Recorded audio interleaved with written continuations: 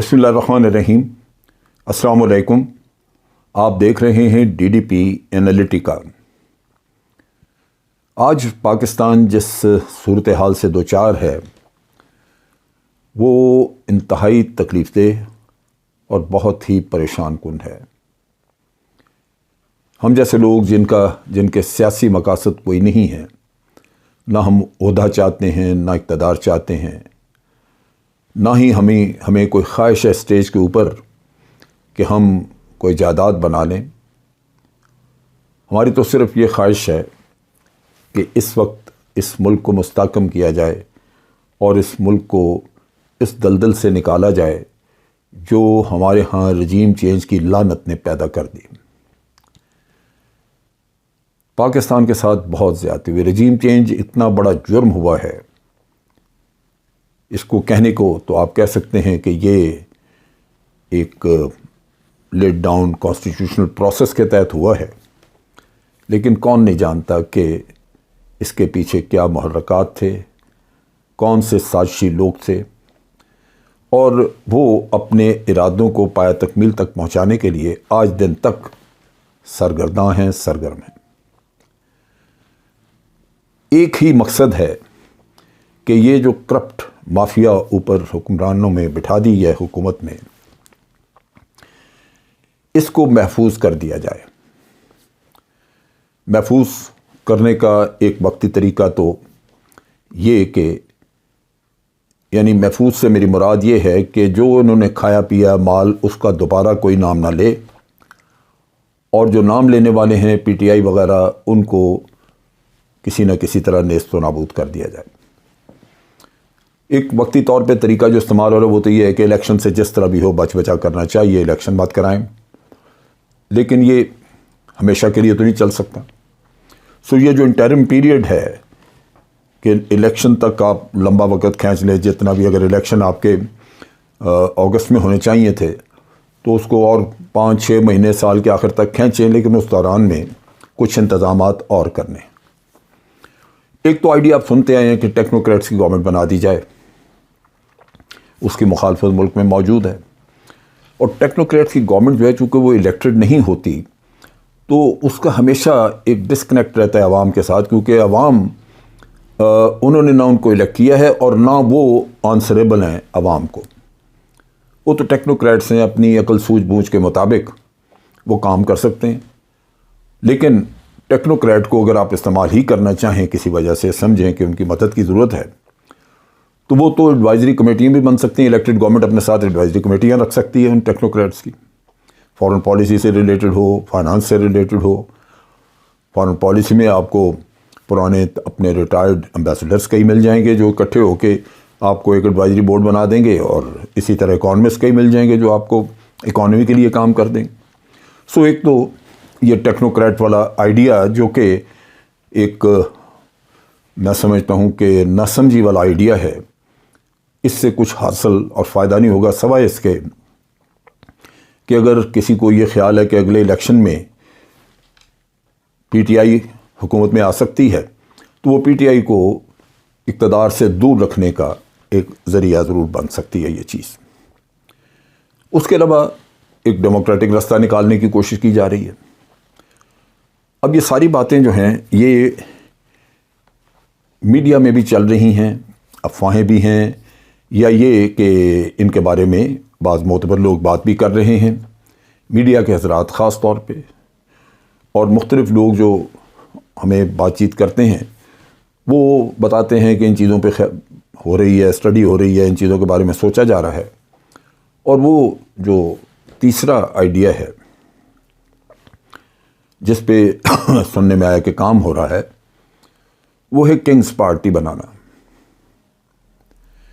Kings party کا مطلب یہ ہے کہ کسی نہ کسی طرح کچھ لوگ پی ایم ایل این سے کھینچے جائیں، کچھ پی ٹی آئی سے لیے جائیں، کوئی اور چھوٹی موٹی جماعتوں سے، اور اس طرح ایک مرغوبہ تیار کیا جائے جو نئی پارٹی کہلائے، اور پھر اس کا جو ایک اس کا جو اتحاد ہے وہ پیپلز پارٹی کے ساتھ کروا دیا جائے۔ اور اس طرح پیپلز پارٹی جو ہے وہ ٹاپ پہ آ جائے، لیکن اس کو سپورٹ کرنے کے لیے ہر پارٹی سے کچھ نہ کچھ لوگ شامل ہو کے تو ایک نئی پارٹی اپنا اتحاد بنا کے بیٹھ جائے۔ یہ آئیڈیا سننے میں آیا ہے کہ یہ بھی موجود ہے اور اس پہ بڑا شدت سے کام ہو رہا ہے۔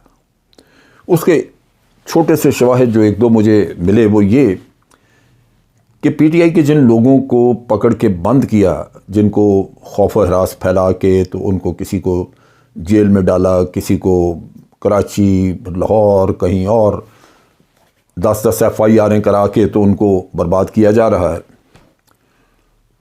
وہ یہ کہتے ہیں کہ ان سے کہا جا رہا ہے کہ عمران خان کا فیوچر ختم، اس کا کوئی فیوچر نہیں ہے، اس کو ویسے بھی نااہل وہ کروا دیا جائے گا، وہ نااہل ہو جائے گا۔ تو پھر اس کے بعد اگر آپ لوگوں نے اپنا پولیٹیکل فیوچر دیکھنا ہے تو اس کے بارے میں آپ سوچیں، یعنی دوسرے لفظوں میں آپ ہم سے پوچھ لیں کہ آپ کا فیوچر جو ہے وہ کیا ہوگا اور اس میں کیا کرنا ہے، پھر آپ کو ہم بتائیں گے کہ آپ کنگز پارٹی جوائن کر لیں تو آپ کا پولیٹیکل فیوچر سیکیور ہو گیا، آپ اگلی حکومت میں آپ بیٹھ جائیں۔ یہ انتہائی شرمناک، خود غرضی پہ مبنی اور حب الوطنی سے عاری پروسیس ہے۔ یہ میں اس لیے کہہ رہا ہوں کہ مختلف ادوار میں ہم نے یہ چیزیں دیکھی ہیں۔ ایوب خان کا دور آیا تھا تو آپ نے دیکھا کہ اس نے کنونشن مسلم لیگ بنائی تھی، وہ کدھر گئی؟ آج کوئی اس کا نام بھی نہیں لیتا، کسی کو پتہ ہی نہیں کہ کنونشن لیگ بھی کوئی پولیٹیکل پارٹی ہوا کرتی تھی۔ ضیاء الحق کا دور آیا تو آپ نے دیکھا کہ اس نے پہلے تو نان پارٹیزن یعنی تمام پارٹیوں سے مبرہ سسٹم بنانے کی کوشش کی، پارٹی سسٹم سے ہٹ کے وہ نہ چل سکا، MQM بنا دی کاؤنٹر کرنے کے لیے پیپلز پارٹی کو، اور پھر اسی طرح اس نے اپنی وہ جو نان پارٹیزن پارلیمنٹ بنائی تھی جسے مجلس شورا کہا جاتا تھا، اس میں ہر پارٹی کے لوگ موجود تھے جنہوں نے اقتدار کے لطف لیے اور ضیاء الحق کو سپورٹ کرتے رہے۔ در حقیقت اس کا نام نہ بھی رکھا جاتا تو وہ ایک پولیٹیکل پارٹی تھی، نام رکھا نہ گیا لیکن ایک پولیٹیکل پارٹی ضرور تھی جس کو وہ کہتے تھے کہ جی نان پولیٹیکل سسٹم ہے۔ کہاں گئے وہ لوگ؟ بعد میں پھر انہی پولیٹیکل پارٹیز میں شریک ہو گئے جو موجود تھیں۔ اس کے بعد جنرل مشرف کا دور آیا تو آپ نے دیکھا کہ اس نے کاف لیگ تیار کی۔ آج کاف لیگ ایک بالکل بے حیثیت پارٹی ہے، دوسروں کے رحم و کرم پہ ہے، اور اس کے اندر بھی تقسیم ہے بہت ساری، اور یہ کاف لیگ جو ہے یہ دوسروں کے آسرے پہ اپنا وقت گزار رہی ہے، اس میں بھی کرپشن بھی ہے، سب کچھ ہے۔ در حقیقت جب بھی یہ کام کیا جاتا ہے کنگ پارٹی بنانے کا تو اس میں وہی لوگ، انہی حضرات کو پکڑا جاتا ہے جو ولنریبل ہوتے ہیں، جو باعزت ڈائی ہارڈ پارٹی کے ورکر اور جو سمجھتے ہیں کہ یہ سارا کچھ غیر جمہوری اور نہیں ہونا چاہیے، وہ کبھی اپنی پارٹی چھوڑتے نہیں ہیں۔ وہ چھوڑیں گے اگر اپنی پارٹی تو کسی وجہ سے جو ان کا ضمیر کبھی بتائے گا کہ اس پارٹی کے ابھی جو لیڈران ہیں وہ غلط رستے پہ چل رہے ہیں، یہ ملک کے معاملات، ملک کے مفادات کے خلاف ہے، تو وہ پارٹی شاید چھوڑ دیں۔ آپ نے دیکھا کہ جب یہ نو کانفیڈنس ہم نے کروائی یا جب ہوئی نو کانفیڈنس، کہنے کو آئینی عمل تھا لیکن یہاں پہ لوگوں کے ضمیر بھرپور طریقے سے خریدے گئے، اور پھر وہ لوگ ذلیل و خوار ہوئے۔ ضمنی الیکشن میں لوگوں نے تھوک دیا، ان کے اوپر کوئی منہ نہ لگایا کسی نے۔ اب کسی کی پیٹرنیج میں اگر یہ لوگ ایک نئی پارٹی میں شریک ہو جائیں اور کسی نہ کسی وجہ سے اس نئی پارٹی کو اقتدار بھی سونپ دیا جائے تو اس نئی پارٹی کی جو لائف ہوگی وہ یہی 2-3 سال ہوگی، اس سے زیادہ نہیں ہوگی۔ اور یہ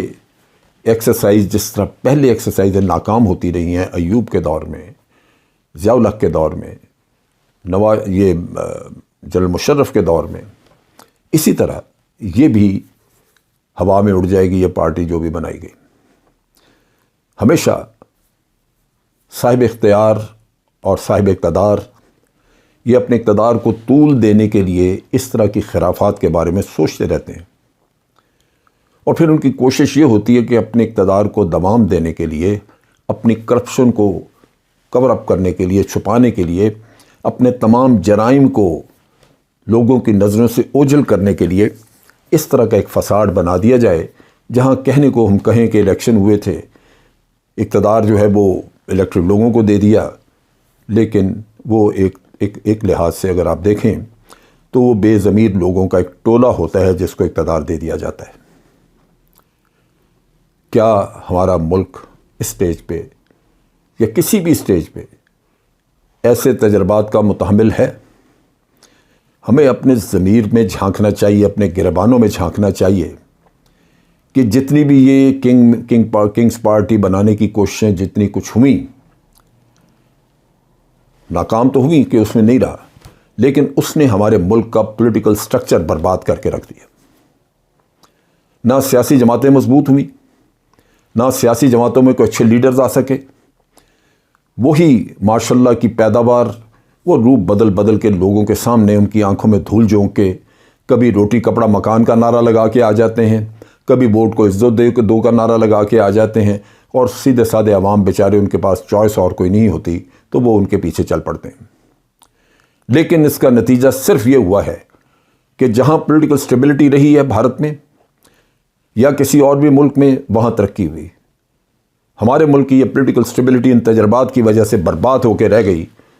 کیا کر دیا ہم نے، اس ملک کا کیا حال کر دیا۔ ہمیں اگر پکڑ کے کوئی قانون سزا نہیں دیتا، نہ دے، لیکن ہم آئندہ آنے والی نسلوں کو جواب دہ ہیں۔ ہمارا نام جو ہم نے کر دیا اس ملک کی تباہی کے ساتھ لکھا جائے گا، بربادی کے ساتھ لکھا جائے گا۔ اس ملک کے لیے کچھ کر گزرنے کا، کچھ بھلا اس کا کرنے کا کوئی عمل ایسا کیا نہیں جس کی وجہ سے ہمارا نام جو ہے وہ اچھے الفاظ میں لکھا جا سکے۔ میری تو صرف اور صرف ایک اپیل ہے کہ خدا را ان تجربات سے دور رہیں، عوام کو اپنا حق استعمال کرنے دیں۔ اگر ان تجربات کے چکر میں ہی ہم رہے تو پہلے بیڑا غرق کیا، اب اس سے زیادہ سوا بیڑا غرق ہوگا اس کا۔ یہ ایک اپیل ہے ایک ویٹرن کی، ایک ایسے انسان کی جو اب اپنے سین سے آہستہ آہستہ فیڈ آؤٹ ہوتا جا رہا ہے، عمر کے اس حصے میں آ چکے ہیں جہاں یہ چیزیں اب برداشت سے باہر ہیں، کیونکہ ہم سمجھتے ہیں کہ اب ہمارے عمر کا وہ حصہ ہے جہاں بہت کچھ کرنے کے قابل تو نہیں رہے، لیکن اپنے زندگی کے فیڈنگ مومنٹس جو ہیں اس میں کم از کم اپنے لوگوں کو اپیل ضرور کر دیں کہ خدا را اس ملک کو بچائیں۔ اب تک کے لیے اتنا ہی۔ افواج پاکستان زندہ باد، پاکستان پائندہ باد۔